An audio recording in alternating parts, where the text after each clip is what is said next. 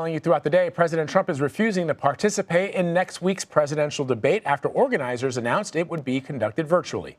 Let's bring in Nicole Sganga now. She's been following the Trump campaign for us this election cycle. All right, Nicole, what are you hearing about this from the Biden team? Yeah, so Joe Biden's campaign just put out a statement, Vlad, just moments ago, our own Ed O'Keefe reporting it, indicating that Joe Biden is now backing out of that debate that was set to take place October 15th in person in Miami, Florida.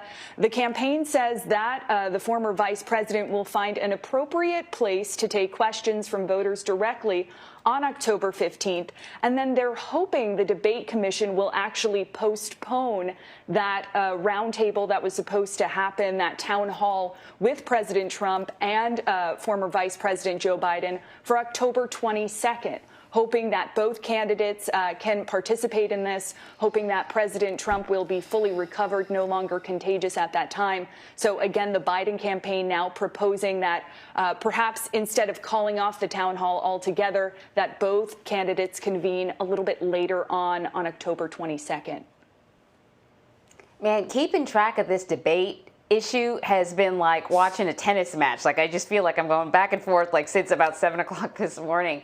So President Trump's campaign says that it's going to be holding instead a rally when there would have been a debate. Do we know if the Trump team is planning to adjust its safety protocols in light of the fact that we know right now the president has tested positive and been diagnosed with COVID-19?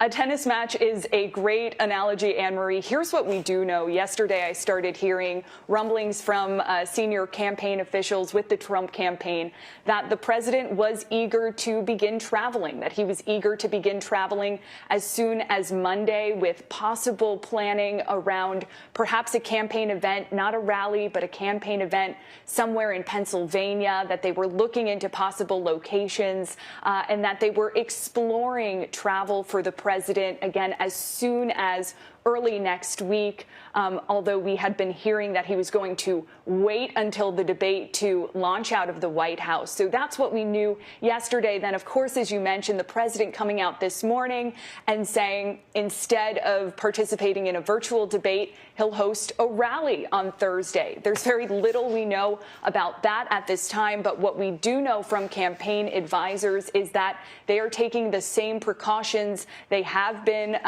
during the campaign trail. Now, there are no changes, so those precautions are they do temperature check people as they come into rallies. They offer them optional masks, optional hand sanitizer, but there is no COVID testing for those large campaign rallies that you see. There is no social distancing. I've been to a number of those rallies. And again, there is no indication that any of that protocol will shift in light of the president's testing positive for coronavirus.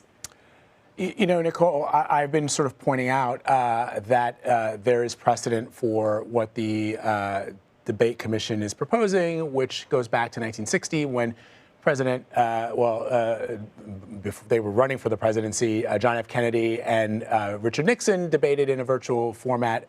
In the 1960s, it virtually meant that they were, one of them was on the West Coast and the other was on the East Coast. I'm also looking now at a New York Times article from 1992, which says this. The Bipartisan Commission on Presidential Debates today canceled the first televised debate scheduled for Tuesday after President Bush refused to accept the commission's proposal that he and Governor Bill Clinton be questioned by a single moderator. So there has been precedent for this. And I'm wondering why the president, what you're hearing from the president's folks as to why he thinks that this new format that they're proposing, because we are facing a pandemic, because he is still infected with COVID-19, is such an objectionable way to go.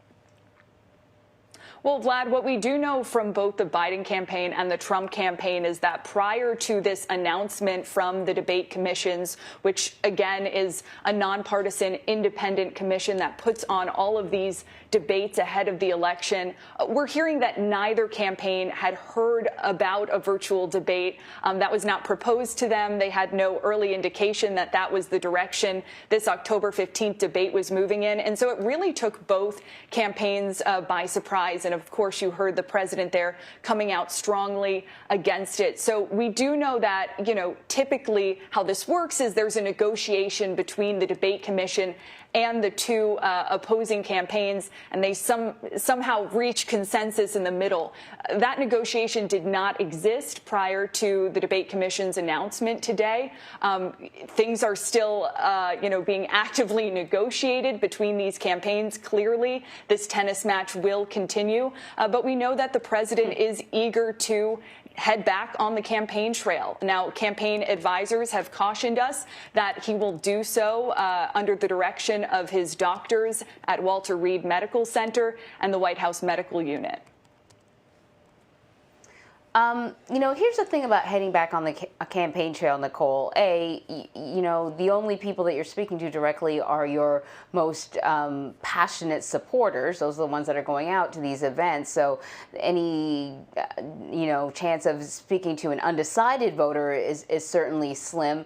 But also the president's campaign manager, Bill Stepien, has tested positive for COVID-19. He's working from home. So that's got to have a major impact on the campaign as well, and organizing a rally in the middle of a pandemic.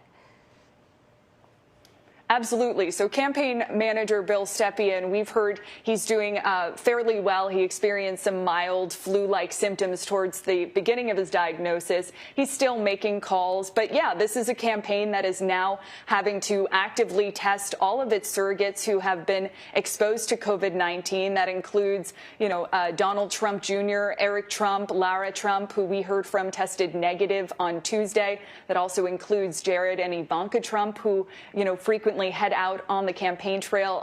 They're, of course, White House senior advisors. They tested negative on Monday. So it is complicating things in this campaign. Now, to your point about undecided voters, it's a really good one. I, talk frequently on the phone. I keep a list of undecided voters that I chat with in battleground states like Pennsylvania and Wisconsin, Ohio, and I am frequently checking in with them to see where are they at with their decision-making process? And I know that all of them tuned into the last presidential debate, and they weren't exactly impressed by what they saw on either side of the aisle there. So they were really looking forward to seeing this October 15th matchup between the president and former Vice President Joe Biden. They wanted some of their policy questions answered directly from the candidates.